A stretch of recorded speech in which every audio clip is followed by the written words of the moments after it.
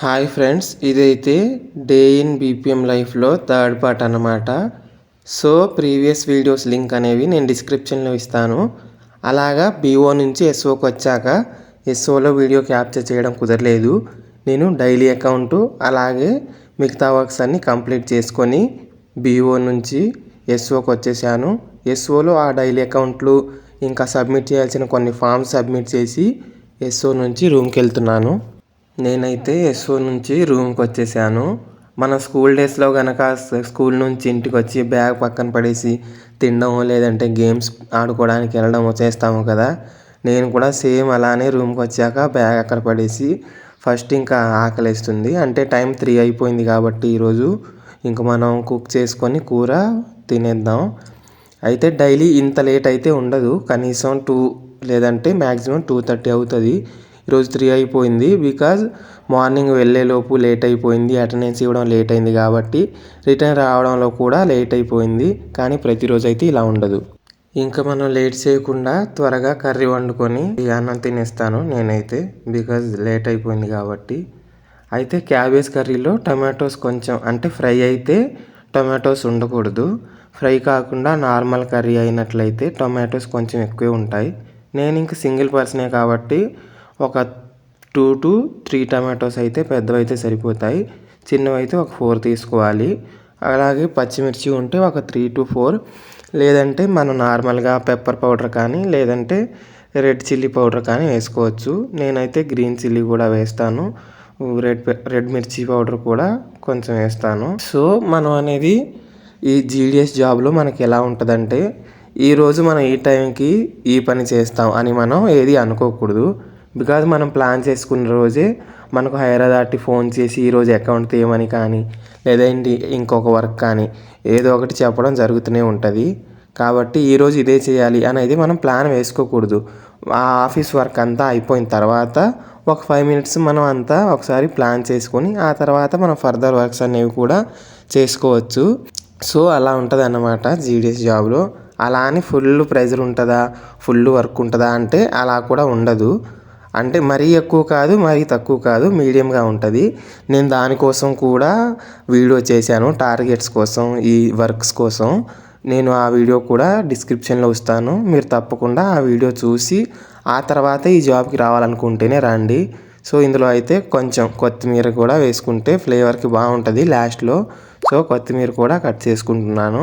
నేను ఎక్కువ ఈ కత్తెరతో కట్ చేయడం అలవాటు, ఈ కొత్తిమీర లాంటివి కానీ లేదంటే గ్రీన్ చిల్లీ కానీ. ఎందుకంటే నైఫ్తో మనం కట్ చేయడం అంతా కొంచెం హ్యాండ్స్ కూడా మంట పుడతాయి మిర్చి కట్ చేయడం వల్ల. ఇదైతే అంతగా ఉండదు కాబట్టి దీంతో చేస్తా.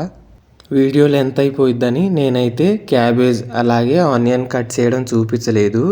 సో మనం బాండి పెట్టుకొని అందులో ఆయిల్ వేసుకొని జీలకర్ర, ఆవాలు, మన దగ్గర కరివేపాకు ఉంటే కరివేపాకు కొంచెం వేసుకోవాలి. నేనైతే ఇక్కడ అవి లేదు కాబట్టి ఓన్లీ జీలకర్ర, ఆవాలు వేసుకొని ఆనియన్స్ వేసుకుంటున్నాను. నేను ఈ వీడియో వాయిస్ ఓవర్ ఇస్తున్నప్పుడు అయితే నాకు చాలా ఎక్కువ థ్రోట్ పెయిన్, కోల్డ్ ఉంది. చెప్పా కదా నార్త్లో మనకి చలి ఎక్కువ ఉంటుందని. దానికి తోడు నేను ఒక 2-3 days హాట్ వాటర్ కాకుండా కూల్ వాటర్ తాగేశాను. బాతింగ్ కూడా హాట్ వాటర్ కాకుండా నార్మల్ వాటర్తో చేశాను. అందువల్లే ఇప్పుడు ఈ థ్రోట్ పెయిన్ ఇవన్నీ ఉన్నాయి. సో ఈ కర్రీలో మనం ఆనియన్స్ అనేవి కొంచెం బ్రౌన్గా అవ్వాలి. కొంతమంది ఎలా చేస్తారంటే జస్ట్ ఆనియన్స్ వేసి నెక్స్ట్ వెజిటేబుల్ వేస్తారు. అలా వేస్తే మనకు టేస్ట్ రాదు. ఆనియన్స్ అనేవి కనీసం కొంచెం అయినా బ్రౌన్ కలర్కి వచ్చిన తర్వాత మెయిన్ వెజిటేబుల్ కానీ మిర్చి కానీ మనం వేసుకోవాలి, అప్పుడే బాగుంటుంది. సో కాసేపు మూత పెట్టి బాగా ఫ్రై అవనిద్దాం ఆనియన్స్ని. ఈ కర్రీ కుక్ అయ్యి నేను తినేసరికి అటు ఇటు 3:30 అయిపోయిద్ది. కానీ నాకు ఎక్కువ ఆకలిస్తుంది. మన దగ్గర స్నాక్స్ కూడా అంతగా లేవు. నా దగ్గర ప్రజెంట్గా అయితే ఈ చియా సీడ్స్ అలాగే ఈ పంకిన్ సీడ్స్, ఈ సన్ఫ్లవర్ సీడ్స్ స్టాక్గా ఉంటాయి ఎప్పుడైనా. మీరు కూడా ఇవి యూస్ చేస్తే చాలా బెటర్ మీ స్కిన్కి కానీ హెయిర్కి కానీ. నేనైతే కొన్ని సీడ్స్ తినేసాను. ఆ తర్వాత మనం ఆనియన్స్ కొంచెం ఫ్రై అయ్యాయి. ఇప్పుడు ఇలా ఫ్రై అయిపోతే సరిపోద్ది, ఇంకొంచెం ఎక్కువైనా పర్లేదు. కాకపోతే ఇప్పుడు మనకు అంత టైం లేదు కాబట్టి, అంత నిఘా పెట్టి వండే అంత టైం లేదు. సో మీడియంగా ఉంటే సరిపోయిద్ది. ఇప్పుడు ఇందులోకి నేనైతే వేరే వెజిటేబుల్స్ వేసుకొని తర్వాత ఏ ఇంగ్రీడియంట్స్ వేసుకోవాలి అని అయితే మీకు వీడియోలో చెప్తాను. మీరు నేను చెప్పిన ప్రాసెస్లో చేసినట్లయితే క్యాబేజ్ టేస్ట్ కూడా మనకి చికెన్ టేస్ట్ లానే అనిపిస్తుంది. అంటే అంత టేస్టీగా కర్రీ అనేది ఉంటుంది. సో దాని తర్వాత నేనైతే క్యాబేజ్ వేసుకుంటున్నాను. క్యాబేజ్ వేసిన వెంటనే కొంతమంది సాల్ట్ వేస్తారు. అలా వేయడం వల్ల అవి సరిగ్గా కుక్ అవ్వవు, అంటే స్టీమ్ అవ్వదు సరిగ్గా. మనం సాల్ట్ వేయకుండానే ఒక 10 to 13 మినిట్స్ క్యాబేజ్ని అయితే మనం కుక్ అవ్వనివ్వాలి. దాని తర్వాత మనం సాల్ట్ కానీ టొమాటోస్ కానీ వేసుకున్నట్లయితే మనకు పీసెస్కి కూడా మంచిగా సాల్ట్ అలాగే మిర్చి పడతాయి. లేదంటే అవి కుక్ అవ్వకుండా కొంచెం క్రంచీగా అనిపిస్తాయి కుక్ అవ్వలేదు కాబట్టి. సో నేను క్యాబేజ్ వేసుకొని ఒకసారి తిప్పుకొని దాని తర్వాత మనం మూత పెట్టేసుకుందాము. క్యాబేజ్ అయితే సగం కుక్ అయిపోయింది. ఇలా సగం కుక్ అయిన క్యాబేజ్లో నేనైతే పచ్చిమిర్చి వేసుకుంటున్నాను. పచ్చిమిర్చి ఎక్కువ వేసుకోవట్లేదు, బికాజ్ ఎక్కువ స్పైసీ ఉంటుందేమో అనేసి. సో పచ్చిమిర్చి వేసుకున్న తర్వాత నేను కొంచెం సాల్ట్ లేదంటే పసుపు లేదంటే ఆ రెండు ఏవైనా, ఇక మనం సగం కుక్ అయిపోయిన తర్వాత ఎలా అయినా వేసుకోవచ్చు. నేనైతే కొంచెం పసుపు వేసుకుంటున్నాను. సో నేనైతే మీకు ఈ వీడియో ద్వారా చెప్పదలుచుకుంది ఏంటంటే, మనం ఈ జాబ్లో రావాలనుకున్నట్లయితే మనకు పాజిటివ్స్ ఉంటాయి, నెగిటివ్స్ ఉంటాయి.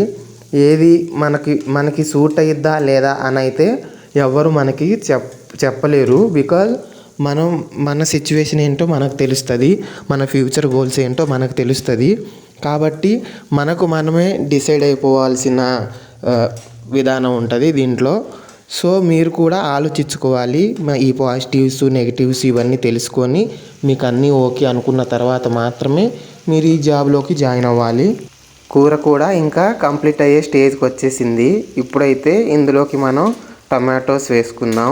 బికాజ్ ఇప్పుడు కుక్ అయిపోయింది కాబట్టి మనం లాస్ట్గా టమాటోస్ వేసుకొని ఆ తర్వాత సాల్ట్ వేసిన తర్వాత మనం చిల్లీ పౌడర్ వేసుకొని తర్వాత కాసేపు ఉంచినట్లయితే కుక్ అయిపోయిద్ది. లాస్ట్కి మనం కొత్తిమీరతో గార్నిష్ లాగా, అంటే కొత్తిమీర వేసుకున్నట్లయితే ఇంకా ఫైనల్గా కర్రీ అనేది మనకి రెడీ అయిపోయినట్లే.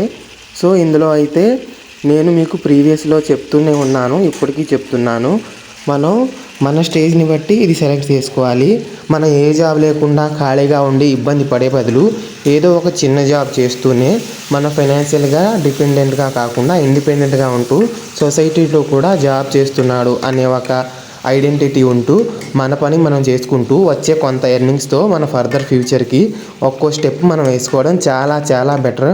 ఖాళీగా ఉండి వాళ్ళతో వీళ్ళతో అనిపించుకునే కంటే ఏదో చిన్న పని చేసుకొని మనం చదువుకుంటూనే జాబ్ చేసుకుంటూనే నెక్స్ట్ జాబ్స్కి ప్రమోషన్స్ తెచ్చుకుంటూనే వేరే జాబ్స్కి వేరే డిపార్ట్మెంట్కి ప్రిపేర్ అవుతూనే ఇందులో మనం అప్గ్రేడ్ అవ్వచ్చు. పోనీ వేరే డిపార్ట్మెంట్లోకి మనకి జాబ్స్ రాకపోయినా ఈ డిపార్ట్మెంట్లోనే మనం 3 years సర్వీస్ అయ్యాక ప్రమోషన్స్ తెచ్చుకోవచ్చు.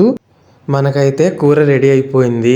ఇందులోకి ఇప్పుడు లాస్ట్ అండ్ ఫైనల్గా నేను కొత్తిమీర వేసుకొని ఇంకా స్టవ్ ఆపేస్తాను. ఇంకా దీంతో కూర అయిపోయినట్టే కంప్లీట్గా, ఇంక మనం తినేయడమే. సో ఏ కూర అయినా సరే మనం చేయాల్సిన ప్రాసెస్లో స్టెప్ బై స్టెప్ చేసి కొంచెం టైం తీసుకొని వేయాల్సిన ఇంగ్రీడియంట్స్ 1 by 1 వేసుకున్నట్లయితే ఏ కర్రీ అయినా టేస్టీగానే ఉంటుంది. అది బ్యాచిలర్స్ చేసినా ఫ్యామిలీ పర్సన్స్ చేసినా ఎవరు చేసినా సరే చేసే పద్ధతిలో చేస్తే చాలా బాగుంటుంది. మీరు ఎప్పుడైనా క్యాబేజ్ కర్రీ ట్రై చేస్తే ఇలాగా నేను చెప్పిన ప్రాసెస్లో ట్రై చేయండి. అలాగే ఈ కర్రీ మీకు నచ్చిందా లేదా అనేది అయితే మీరు కింద కామెంట్లో తెలియపరచండి. సో కర్రీ అయితే అయిపోయింది, ఇంక మనం తినేద్దాము. నేను టేస్ట్ ఎలా ఉందని తిని అయితే మీకు చెప్తాను.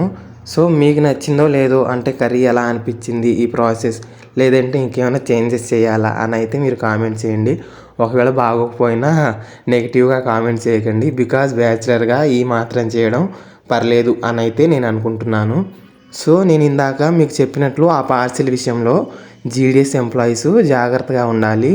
బికాజ్ మా ఆఫీస్లోనే ఒక 2 times జీడిఎస్ జాబ్ చేసే ఎంప్లాయీసే వాళ్ళ ఓన్ మనీ లాస్ అవ్వడం అయితే నేను చూశాను. ఎలా అంటే మనం కస్టమర్ మనకి క్యాష్ ఇవ్వకుండా మనం డివైస్ నుంచి డెలివరీ అనేది చేయకూడదు. మనం డివైస్ నుంచి డెలివరీ చేసినట్లయితే ఆ పార్సిల్ వాళ్ళ తర్వాత తీసుకోకపోకుండా ఉంటే ఆ పార్సిల్ యొక్క మనీ ఎంత ఉంటుందో అది మనం ఇవ్వాల్సి ఉంటుంది. బికాజ్ దాన్ని మనం రిటర్న్ కూడా చేయలేము. వన్స్ డివైస్ నుంచి డెలివరీ చేసేస్తే రిటర్న్ చేయడానికి ఆప్షన్ ఉండదు.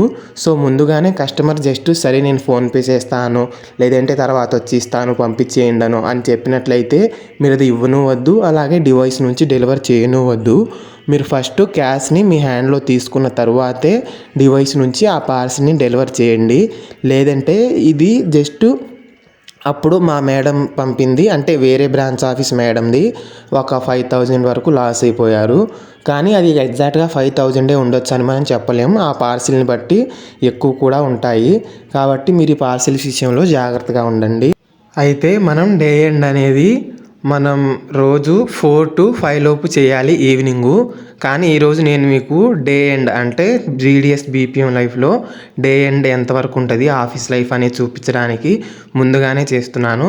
మనమైతే బ్యాగ్ ఓపెను, బ్యాగ్ క్లోజు, అలాగే బ్యాగ్ డిస్పాచ్, అకౌంట్ క్లోజు ఇవన్నీ చేసుకున్న తర్వాత మనం డే ఎండ్ అయితే చేసుకోవాల్సి ఉంటుంది. మిడిల్లో మనకి ఆర్టికల్స్ ఏమైనా ఉంటే అవి డెలివర్ చేసుకోవాల్సి ఉంటుంది. మన డైలీ అకౌంట్ జనరేషన్ కానీ అవన్నీ మనం ఏ ట్రాన్సాక్షన్స్ చేసామా అని అవన్నీ ఒకసారి మనం చెక్ చేసుకొని కౌంట్ అంతా కూడా అప్డేటెడ్గానే రిమైనింగ్ బ్యాలెన్స్ మన అకౌంట్లో ఉందా అని చెక్ చేసుకోవాలి. సో మనం ఇలా డే ఎండ్ చేస్తే ఇంకా ఆ రోజుతో ఆఫీస్ డే అయిపోయినట్టే. ఇంకా మనం నెక్స్ట్ డే నుంచి మనం డే బిగిన్ చేసుకొని ఇంకా మన ఆఫీస్ లైఫ్లో ఇంకొక రోజుని నెక్స్ట్ డే నుంచి స్టార్ట్ చేసుకోవాలి. ఐ హోప్ ఈ వీడియో ద్వారా మీకు మంచి ఇన్ఫర్మేషన్ తెలిసిందని అనుకుంటున్నాను. మీకు కనుక ఈ వీడియో నచ్చినట్లయితే మన ఛానల్ని తప్పకుండా సపోర్ట్ చేయండి. ఉంటాను. Bye bye.